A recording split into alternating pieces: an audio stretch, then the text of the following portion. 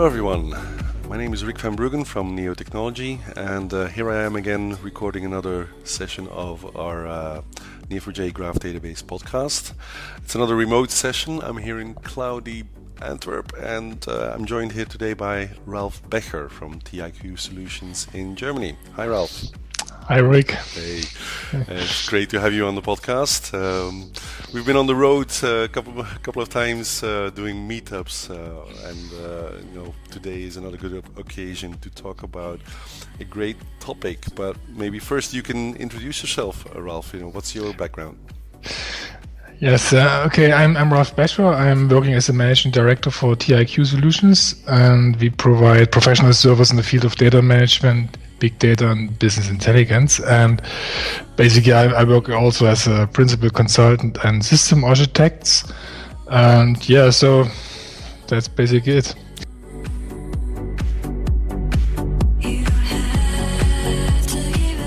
Yeah, exactly. So, as I understand it, you guys have been doing a lot of work around business intelligence work, with products like Tableau and ClickView and those types of things, right? Yeah, right. That's our main business at the moment, bringing business intelligence solutions to our clients. Yeah, and then you've been integrating that with Neo. Is that what I've seen?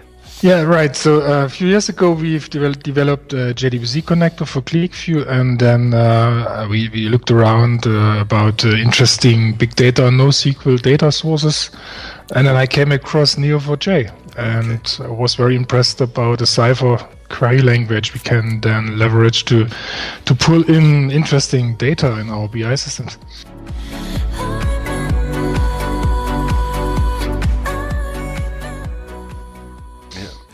So for those of you that are listening, Ralf has some really great presentations and demonstrations around how you can integrate Neo4j with these BI tools like ClickView and Tableau and stuff like that. But Ralf, maybe I can ask you a question. What's attracted you to graph databases and to Neo4j specifically? What do you like about them most? Yeah, I would say it's a more natural and flexible approach for data modeling if you're using a graph, because you can represent the aspects of the reality in a better way. So if you consider organizations or business processes and business rules as a graph, then yeah, it's much more hands-on to use it with a graph database and to use it as a model. Okay. So that's more like representing reality like it is. Yeah, right. You can leverage more complex aspects than with tables or in a relational world. So if you consider smart devices, all those machine-to-machine communication or IoT business, so it's kind of a more smarter integration you would be needing in the future. So why not use a smarter data management? Yeah.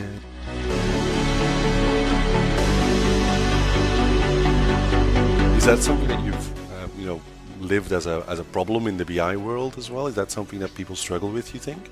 Yeah, not only in the BI world, in the whole classical database world. So if you start modeling problems with the ER model or so, then you come to a complexity where it's hard to build or to represent a real problem with data, and then at the end you end up with a very in-performant solution or a lot of joins and so on. Yeah.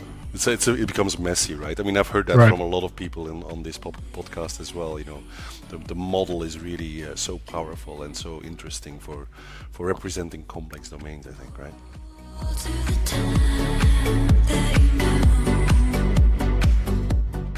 Right. And you can easily extend it to new aspects, new facts. So you don't need to update your tables or your model and relations. So you just add some more nodes or more relations. Like it's like more like a evolutionary approach also. Yeah. I've seen you do your presentations and your demonstrations, and you talk a lot about some use cases, right? What are some of the use cases that you've been working on? Yeah, at the moment for all those meetups, we have prepared a fraud detection use case where we want to try to detect fraudulent behavior in retail purchases and online stores. And yeah, it's you can show how easy you can discover like synthetical identities or fraud rings in or suspects in this kind of a business, and so a graph database like Neo4j helps a lot. Yeah.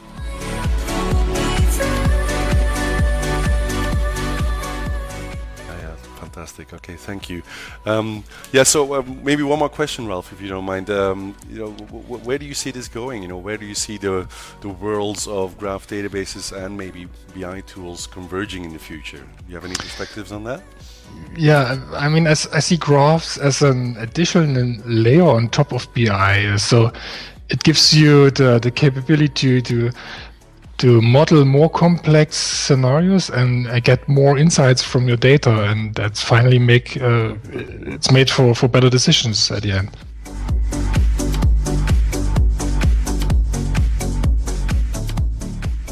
Okay.